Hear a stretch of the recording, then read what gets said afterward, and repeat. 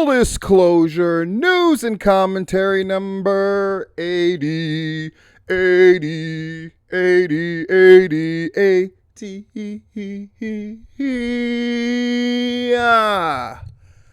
Full disclosure, 80. It's nuts, right?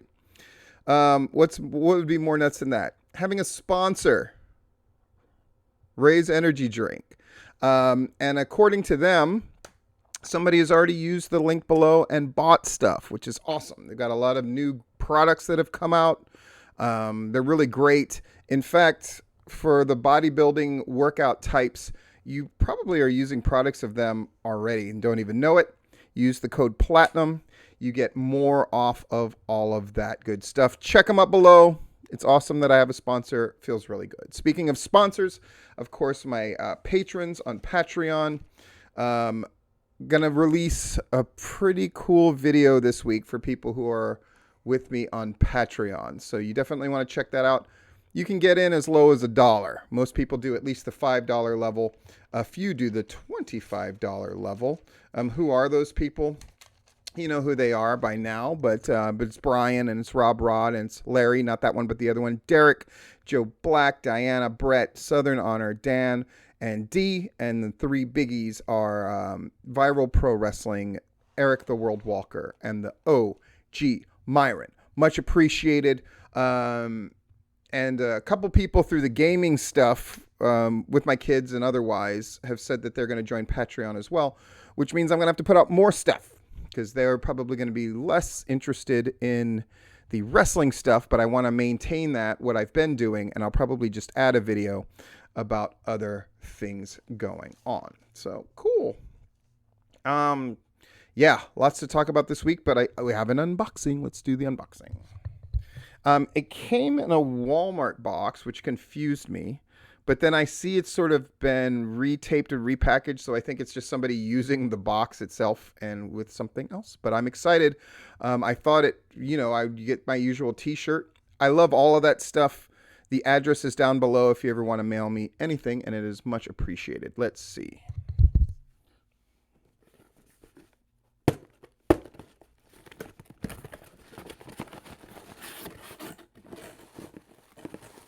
Oh, I love the packing stuff. I'm definitely going to give it to my kids. We used to call this poor man's fireworks. You just jump up and down on packing stuff and pop it. We called that poor man's fireworks. What do we got? Bro. I know lots of people love saying, my fans are the best. Whatever. My fans send me hockey masks. Yeah. That's the tag on the top. Like a motherfucker.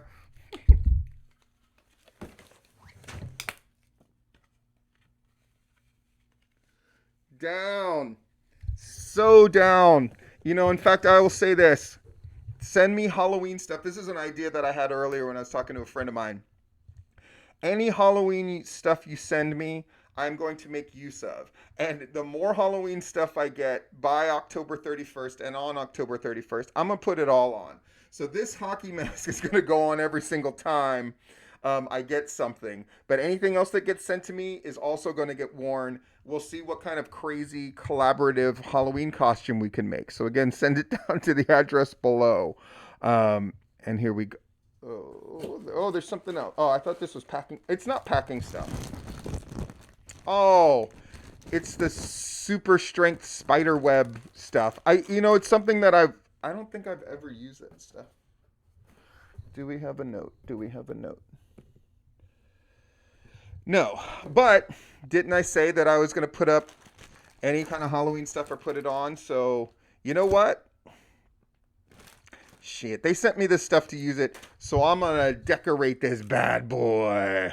And, excuse me, I need some privacy to do this. Spider webbing looks awesome. I'm going to keep it up for all of October, of course. Thank you very much to the person who sent me this crap. And if you're the person who sent me this crap, please take full and partial credit. And remember, anything that you send to me by the end of the month, If it's decoration, I'm going to put it up here on my wall. Um,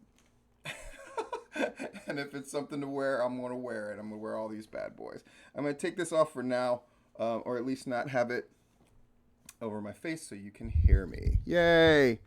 Let's see. Full disclosure 80.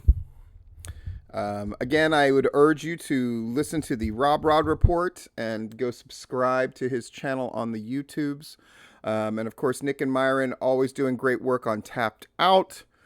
And it's one of these funny things where your Facebook feed is what it is. And for some reason, I don't, Gunnar Miller's stuff for the most part, like the links to his show, don't show up on my feed. So that's up to me. That's my fault. I need to go out of my way to see Gunnar Miller's stuff.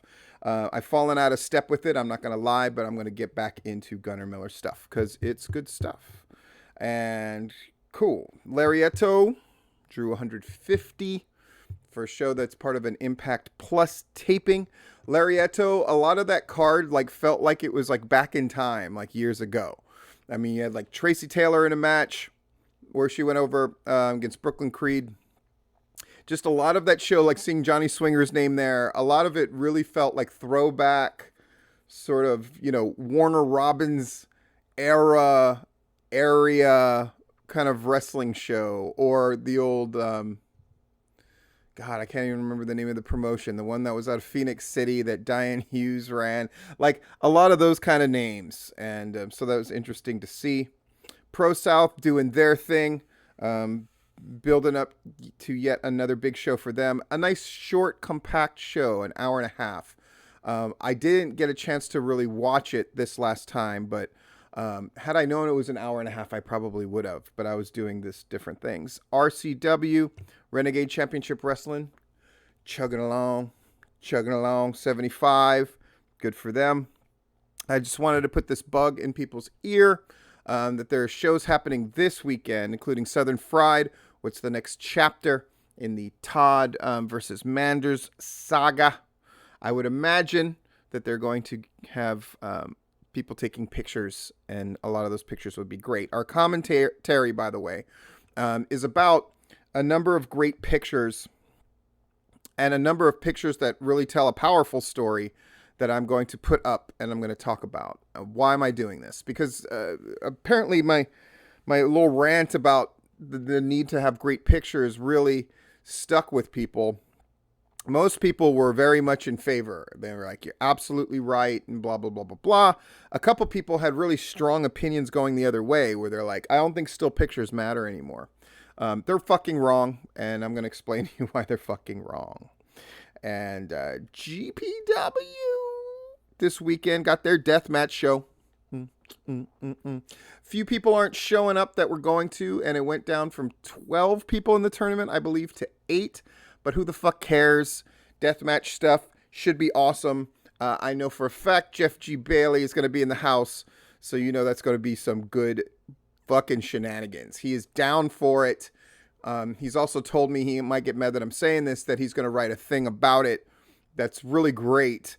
Again, I have to say this, folks, in Georgia wrestling, how lucky are we? So many great promotions. Do you understand that there are states where they have 1 or 2 indies running, or none at all? And no place do you get coverage. I mean, I had such a good time. I mean, I'm in a message group. It's Nick, it's Myron, it's Rob Rod, it's Larry, it's me. And we're cutting up, making jokes, talking about stuff, confirming stories, making sure things, you know, bouncing opinions off of each other. Folks, if you're telling me there's another state where that happens, where the people who are talking about the wrestling news and the wrestling opinions and shit talk about things amongst each other, and to make sure that we're getting coverage. Like, I was going to put up the full disclosure last night, but I sort of put out there, are we waiting on any reports? Because I wanted to make sure I put them in my thing. Larry told me, yeah, we're waiting on this guy and this guy. Cool. So I waited and did it today. I mean, that level of coordination and all of us working together is unheard of. Of course, there are people who want to fucking badmouth and whine, and one of those I'm going to talk about today when I talk about Anarchy Show. But that's neither here nor there. At the end of the day, it's great because you have a good balance of people who I think have a really good attitude and just want to see the wrestling succeed, I would put Nick and Myron on that end of it. Larry as well, and Rob Rod, and then you have one guy who's going to call people out on their fucking shit. That's me. And the others do that to an extent, but I obviously have embraced that role much more. And shit, if you ain't glad I'm around, fuck you and your mother, but I imagine that you are, or you wouldn't be watching this. Unless you're hate watching this, in which case, that's 2 for you.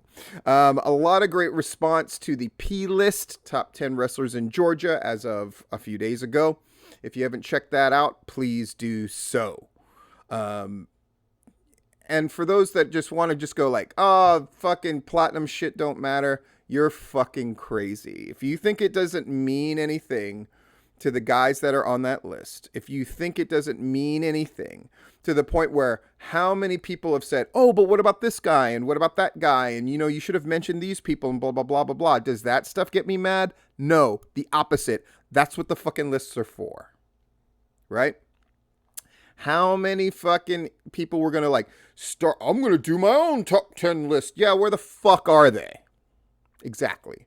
Cool. Yeah, you could tell I'm in a bit of a mood, good and bad, and that's how we like me. Look at this shit. Boom. That's Fusion with a Z. Fucking lame as fuck. I want to take a close look at this thing. So what it says, in case you have a hard time reading it, it says, join us Saturday, October 24th, 2020. The most basic of the basic logos, but at least it's there. Ticket prices, ringside 12. This is all pretty standard Georgia shit, right? And it's in Portal, Georgia, near the Carter Turpentine still. You know where that is. Ringside's 12, general admission 10 for adults, 5 for kids, and presumably if you're a kid 5 or under, you can see that shit for free. Bell time 6:45. I like that too. Kind of in and out. Look, they got some sponsors apparently. Some stuff going on down there. Whatever sponsors mean in this day and age. They actually have a license number as well. I like that they're bragging about all that shit. I would love to know who's behind Fusion Pro Wrestling. I hate that name, but not as much as I hate other people's names. So I guess there's that. And their motherfucking mission statement or whatever you want to call it at the top is the part that I find hysterical. You've seen the rest. Now it's time for a change. Not you've seen the rest and you're expecting them to go, now it's time for the best, but you've seen the rest. Now it's time for a change. What the fuck? Who wrote that shit? It's fucking terrible. That's terrible copy, by the way. So bringing the best of the wrestling world together. That's a little better. I still have no idea what the fucking show's about, which is one of those things that I like to have, but it's neither here nor there. There's Fusion. And okay. Try to help people out that are new, so contact Fusion. WrestleAmerica, report by Rob Rod. It sounded like a very good show to me, and I owe WrestleAmerica a bit of an apology. They drew 220. I think they get overlooked in the discussion about the biggest promotions going. WrestleAmerica not that long ago was promotion of the year. Oh, great. The mask has fucked up my hair. Jason would never say that shit. That's why Jason go bald, yo. WrestleAmerica should be in the discussion, especially if they do more and more cards like this. I looked at this. I mean, when your opening match is Corey Hollis against Sal, it's a pretty great show. Dominic Stuckey's become quite the star there. Michael Judas is there. They do great stuff. There's a couple things that they do that I'm like, meh. But overall, I mean, WrestleAmerica's running a good show, doing their fucking thing. The report by Rob Rod I thought was really good. Awesome WrestleAmerica, good deal. And we had the return of Anarchy. Big fucking deal. Before I talk about Anarchy, because that's got extra shenanigans I want to talk about. Southern Underground Pro is a show that Larry went to. where AC Mack was there doing his fucking thing and all this kind of awesome shit. They drew 250, and his report, at least a link for it, is up on gwhnewsandnotes.blogspot.com, and it'll take you to PW Insider, I believe. You know, Larry. Shit he writes gets places, and it's big time. That's why you want him there. That's why you want him doing what he does. Let's talk about Anarchy. So the Anarchy show, I'm probably not going to put up a picture of this. I'm just going to read it to you. So the Anarchy report, Larry does what he always does, which is to set up the show. That's why, I mean, his reports are the best, right? There's aspects of other people's reports that I really like. I like that Rob Rod does the thing at the end, and et cetera, et cetera, et cetera. But I like how Larry lays out his reports. And if you've been reading Larry these some odd 20 plus years, you know what he does is he sets up the who, what, where, when, why right in the beginning. He tells you what the attendance is, which is important. For Anarchy, it was 150. And then he talks about the main things that happened right off the beginning before he goes into the matches. Then he goes into the matches in great detail. And then he concludes, wrestling notables that were there, all these different things. Who were the commentators? Who was the ring announcer? Larry really hits those details.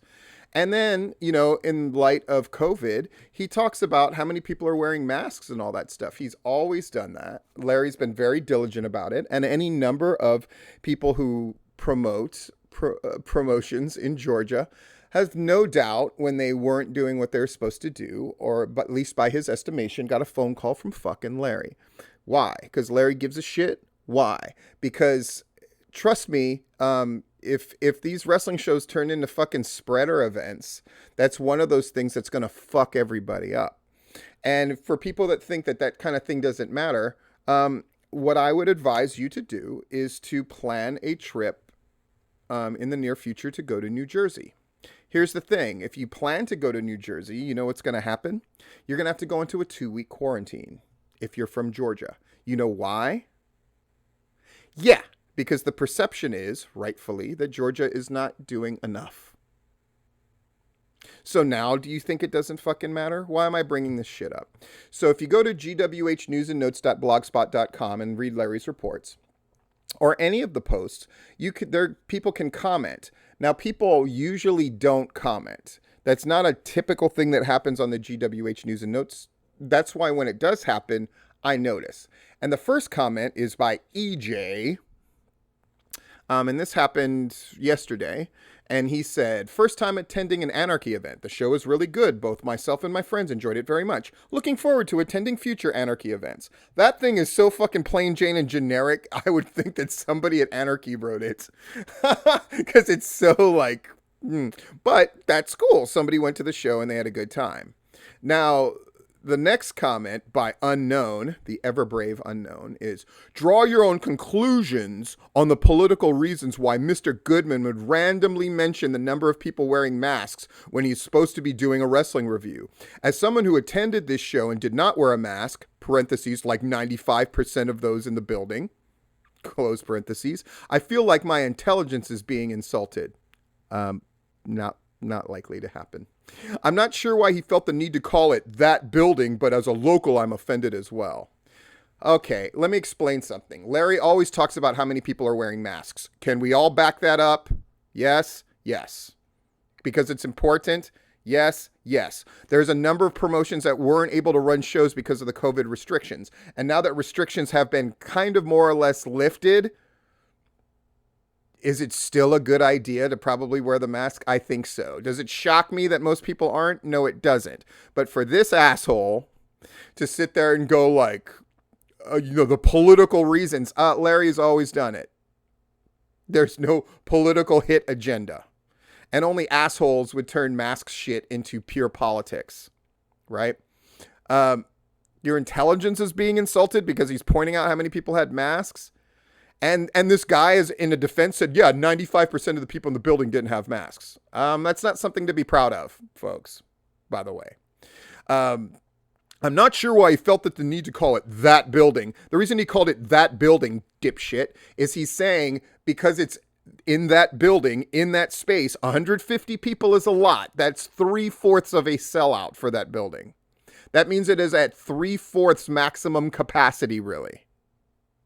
And that means everybody's close together. That's what he means by that building. If you had 150 people in the fucking action building for Southern Honor, that wouldn't be a big deal. People would be able to spread out all over the place. Fuck, 300 people in that spot can spread out awfully well. And we've seen pictures of that. And we know that to be true. That's why he said that building, you dipshit, dumb motherfucker. But nothing personal.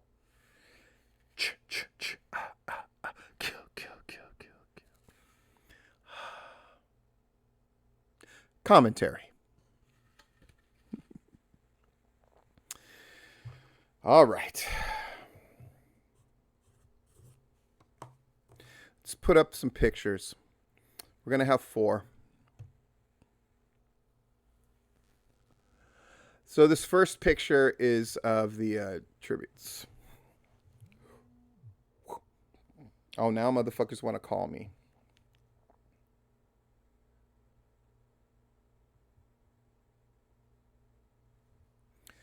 So this picture, I mean, it fucking rules, right? Forgive me, I wasn't sure who made this. If you made this, please tell me and I'll give you full and total credit. It looks great. We will never forget our brothers who passed on in the year 2020. R.I.P. champs. Supreme, guy who wrestled for XPW, deathmatch guy. I'll tell you my Supreme story in a second. Danny Havoc, Adam Bueller, and of course Drew Game. Not only are these great pictures, I think the choice of making them all black and white makes it look more uniform and very poignant. The quality of the pictures now doesn't matter because the Danny Havoc shot, it's farther away, so it normally would have not looked as good. But making them all black and white and having this sort of common theme of the 4 guys, I think looks really good. I think it just looks good. And calling them fucking champs, I think is awesome, and making sure they all had a title on them. I mean, you look at this thing. I mean, I don't want to hear your fucking opinions about deathmatch wrestling. I mean, I just want to put a couple things in finite focus for you. One, these motherfuckers are all really young. And it's fucking heartbreaking. And they died for different reasons, and I'm not going to go into the reason how each one of them died. I'm not doing that. But I mean, this is an example of something done really fucking well, right? Everybody's name is spelled correctly. All the words are right. I thought black and white was a great choice. Picked great pictures of all 4 of them. It just fucking pulls at you emotionally. This picture series is really wonderful. And even picking red with the white outline as the font for their name, I thought was really powerful. Here's my Supreme story. So I wrote for a number of websites. A shit ton of them, actually. And most of the guys and women who wrote for the site were really funny, like jokey, like most of their stuff was about comedy. Mine less so. Mine was more like presenting wrestling with my viewpoint as somebody who was in wrestling, that kind of thing. That was my unique take. But I would get jokey once in a while. And I was reviewing an XPW show for some reason, and I brought up Supreme. And I said, Supreme, ? More like meat lovers, am I right? Or I took some kind of shot at him for being sort of slovenly. So I would call him meat lovers instead of Supreme. Because I'm like, Supreme has vegetables. That motherfucker never had a vegetable in his life. Just cracking jokes, right? And Supreme got a hold of me, contacted me. And he went, this is just to let you know that I fucking think it's hilarious. And then we fucking would email back and forth. And it didn't last for too long. We emailed back and forth a few times. We kind of knew mutual people. I had friends that ended up working for XPW and that kind of thing. But really, I'll just remember him as the cool guy who, you know, I took a little bit of a roast joke. And he's one of the few that was cool with it. Like guys who... I once took a shot at the guys who used to host those FMW DVDs, and they were so fucking terrible. The Asian guy and the white guy, and they do these little comedy bits, and they were fucking awful, right? So I took a shot at that, and the fucking Japanese guy spent email after email explaining why it wasn't his fault that they were so shitty, and like, that's lame as fuck. I said something once about Shane Douglas once that he responded to, and this was a long time ago, but he was really mad because I said something about him. I'm like Shane Douglas to me. I know he's supposed to be this good-looking, dashing baby face, but as he got older, he just looked to me like a bulldog chewing on a wasp. I said that, and he was really mad that I was basically saying he was ugly. But Shane Douglas, once he got to be older, motherfucker was ugly. Nothing wrong with it. It is what it is. I made a joke, whatever. But Supreme, aka Meat Lovers, fucking took that shit in stride, so he gets nothing but respect from me. Oh, by the way, on the last platinum pinfall I did, I have a link down there. I've been told that the fucking podcast that they did about Drew Game was really, really cool. You definitely want to check that out. All right. Let's go to the next picture. Yay! So the next picture, what is this? This is two titles. Belt mark shit, but I will allow it. What is this? This is Tyler Culprit right after he won the fucking Anarchy Television title. And he's already got the Pro South title. And it's just a simple picture. But Tyler Culprit has done such a good job putting up the pictures.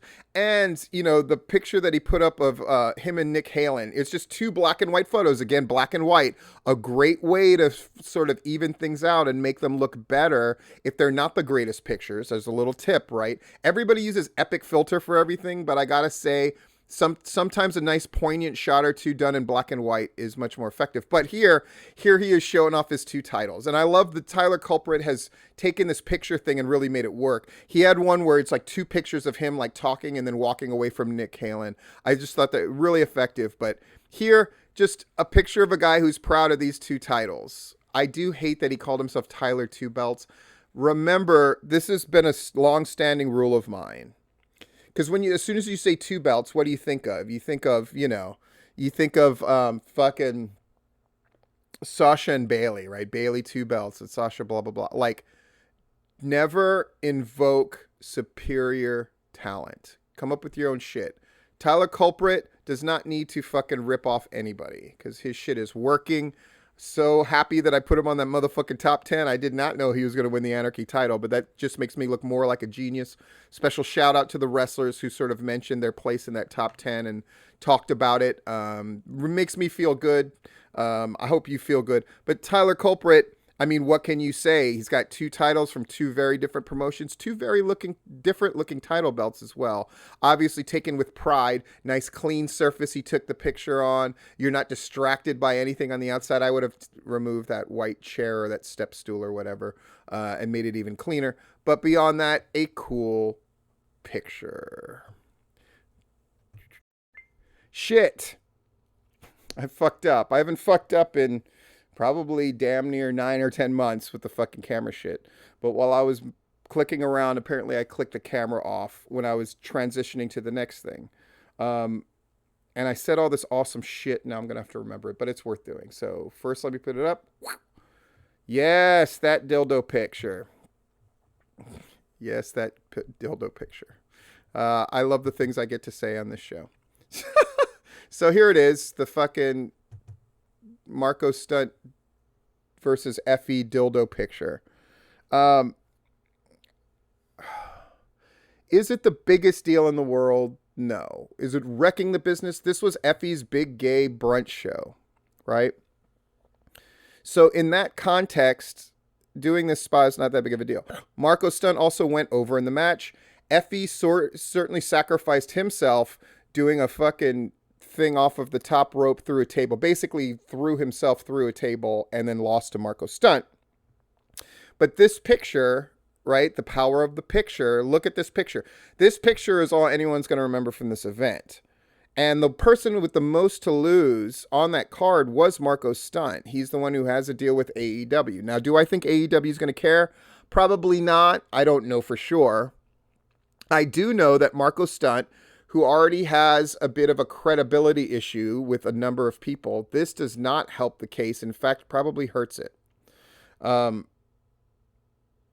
So I would caution Effie in the future, since I'm sure he's the one who laid this stuff out and booked it, take care of all the wrestlers. And I would urge any booker and promoter, no matter what kind of show it is, take care of your people. Meaning, You're there to make sure that they look good. They're already putting their bodies on the line. They're already sacrificing, in the case of ones that are jobbing, to put your vision over. But take care of them, because this dildo, I mean, look at it, right? Like, was it completely necessary to convey what they wanted to convey in the match? No. Now, I will say that the pop that Marko Stunt got when he got the pin, it was huge, and it was obviously the culmination of the show, and it was great. But I would just caution him to make sure you're protecting the people that you're using, because there in no way does this help Marko Stunt, and if anything, it hurts him. And just in that same way, I would love it if, in the Georgia area in particular, if helping to preserve what people are doing in other places. So if two people are feuding elsewhere, teaming them just because you can, I don't like it. And I don't like if somebody tends to work as a very strong babyface or a strong heel in places, fucking let them stay that way. I don't think it's that much to ask. I think it comes down to protecting people and all of that. I certainly flipped out if I would do like blinding angles with people in the past that we treated really kayfabe and crowds really bit, and then they would show up on other people's show, and all of a sudden their vision was fine, and they post about it on social media. I fucking hated that. Just as I think the boys should preserve the integrity of what they're doing from show to show, I think bookers and promoters should help foster that as well. This is not taking care of Marko Stunt, your guest who's got a contract with a major promotion. That's all I'm saying. I'm not saying it's the worst thing ever in the history of the world. I'm just saying take care of your people. And then finally, this picture, which I really think is awesome. And it's the one I wanted to conclude on.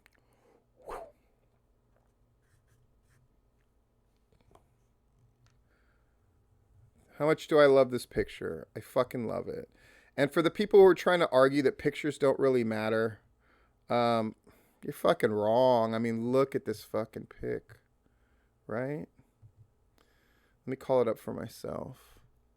The angle, awesome. The referee motioning to Joe Black, the new champion, great. Joe looks magnificent, muscles, arms raised, holding the title. And Corey Hollis has given him everything, right? Wrestling is about triumph and tragedy, and putting all your chips on the table for a match and having them take away from you. The best thing I ever heard about boxing was about taking respect from somebody else. And that it's part of doing the job. And this picture, I mean, it's phenomenal and it's fantastic. Look at it some more.